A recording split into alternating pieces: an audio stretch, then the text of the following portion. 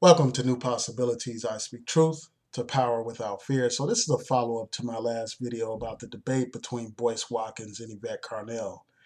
And you will recall that they have had a debate about whether or not the wealth gap actually exists between blacks and whites. Boyce Watkins did a video where he said it's an illusion. And basically, Yvette Carnell and Tone Talks did a video where they basically dismantled what Boyce Watkins was saying.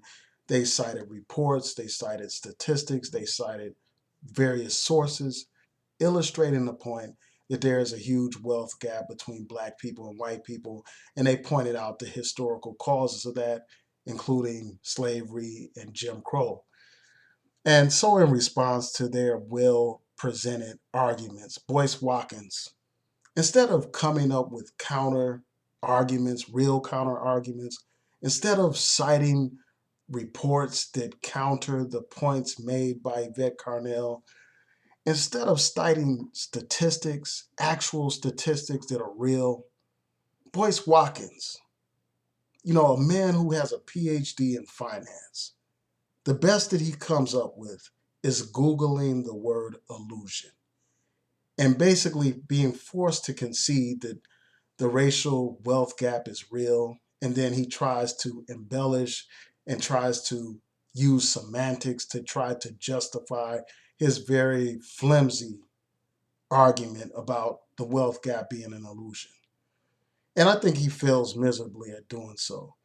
And then also he brings up this issue of policy. Now he says, after Yvette Carnell and Tone Talks present all this information, talking about the importance of policy changes in order to affect change, in order to deal with this situation of the wealth disparity. After they present this strong argument, Boyce Watkins is forced to acknowledge that policy is something that people should use. And he basically says, well, he doesn't have any problem with people advocating for certain policies and all that kind of stuff. But he goes on to talk about how he's not going to be a part of that. He basically takes the position that he's about quote unquote building instead of going to government asking for change.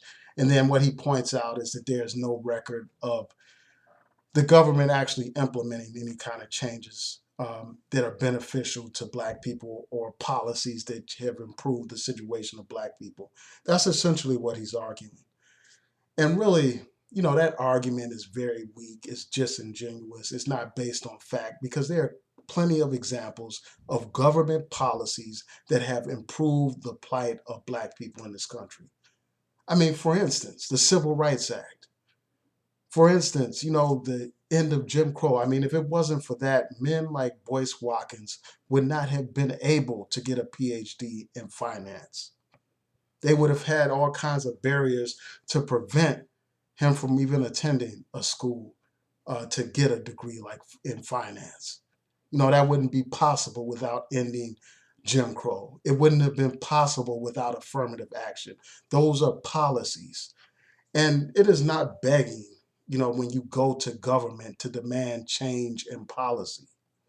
As Yvette Carnell points out, we put money into this government. Our sweat, blood, and tears are invested into this country. We've given, our ancestors, have fought and died in all of America's wars. We have built this nation with our sweat, blood, and tears, hundreds of years of free labor.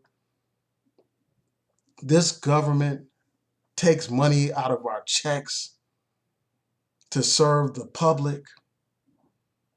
We have the right to vote. We have the right to voice our opinions, to demand changes in society.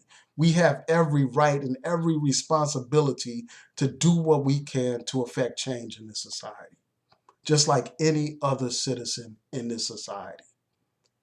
He talks about building. Well, those companies, those Fortune 500 companies, even they go to government to affect change. They have lobbyists. They hire many lobbyists to affect policies, to get laws passed that will help them and further their interests in terms of making their businesses more profitable or more viable. If they can lobby to protect their interests, the rich and powerful, if they can do so, why can't we? Why shouldn't we? We have a responsibility to do so. I mean, there are countless examples of how policies have made it possible for us to have advances. I mean, the black middle class would not be the size that it is today if it wasn't for a Civil Rights Act, if it wasn't for a Fair Housing Act, if it wasn't for the Voting Rights Act. All of these policies are important. And it's not going to be easy. It's not begging, it's fighting. We are fighting for change. Our ancestors didn't beg for civil rights. They fought and died for civil rights. They sacrificed for civil rights. It's not begging to demand of your government what is due to you. And, policy changes are the bare minimum. We really need reparations. But we have every right to lobby this government, to push this government for change, regardless of who's in the White House, regardless of who is in the Senate or the Congress. We have to make our voice heard in the halls of power. All this do for self talk. I mean, a lot of this stuff, as I said in the prior video, I don't have any problem with people trying to get into business for themselves, with people establishing institutions in the Black community. But why not push for policy changes that will make it easier for you to establish businesses? I mean, many of the times we are denied various capital in order to build business, in order to create opportunity for our communities and for ourselves. So we need to demand policy changes. Again, all this quote unquote building talk is nothing but Booker T. Washingtonism. That's what Boyce Watkins is presenting to people. When he talks about how policy's not that important, trying to affect policy changes is not, a priority for him. And this is no surprise because this is, after all, a man who downplayed the importance of voting. But then on his channel, he has all these news postings talking about racist policies that Trump is implementing. I mean, it's like these people told Black people not to vote, and then they complain about the racist policies of Donald Trump. To me, that's insanity. To me, that's stupidity. When they had a chance to make a difference, they failed to do so. But that's a whole nother topic. But yeah, so those are my points about that, in terms of Boyce Watkins' weak response. Here you have a situation where Yvette Carnell and that brother spent time. I think it was like 50-something minutes where they laid out the points that they made to rebut and, just dismantle these weak little feel-good arguments that Boyce Watkins was making. And in response, Boyce Watkins does like a 3-minute or so video on his phone, in passing. It's very weak. And I'm just like surprised that would be something that this man would produce. And I'm surprised that you have all these people following this man like he's some kind of sage, like he's going to save Black people. And Yvette Carnell, in her live hangout, her live stream today, she was talking about like some of the personal problems that she had with Boyce Watkins. And apparently this emerged because he did some video, frenemies. I have not seen the video yet myself, but apparently it was disrespectful as far as Yvette was concerned. So she did a live stream and she basically aired him out. She talked about how when she worked with Boyce Watkins, the most that she made was $1,200 in a month, per month. That was the most that she made working with him. And she pointed out how she had to depend on friends and family for support. But this is supposed to be this notion of building. This is supposed to be what Black prosperity looks like, where you're not even able to provide somebody a decent wage that helped you build your platform. And then also during this live stream, they were pointing out how Your Black World is actually owned by this white company called the Maven, which is owned by this white man, by the name of James Heckman. He's the founder and CEO. So, I mean, it's just a shame, man. I mean, it's a shame that, somebody like her, Yvette Carnell, who helped build Boyce Watkins' channel. I mean, she's one of the people that caught my attention. She's one of the reasons why I watch Boyce Watkins' channel, because of her intelligent commentary. And I don't always agree with her. I have points of disagreement, but I think that she brought a level of political discussion that hadn't been heard in a while, a fresh voice, and it added a great deal to Boyce Watkins' channel. And it's just a shame that she was getting paid such a small wage for the great work that she had done, contributing to his subscribers and his views and all that kind of stuff.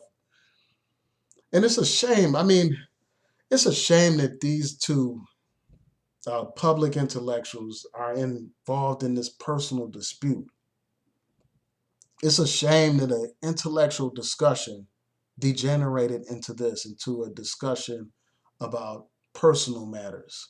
But these personal matters are relevant to this discussion because Boyce Watkins puts out here this idea of prosperity, of Black people owning businesses and getting, having success and prosperity and owning business and independence. But yet one of his top producers, Yvette Carnell, is only getting paid $1,200 a month. That's crazy to me. That doesn't make any sense to me.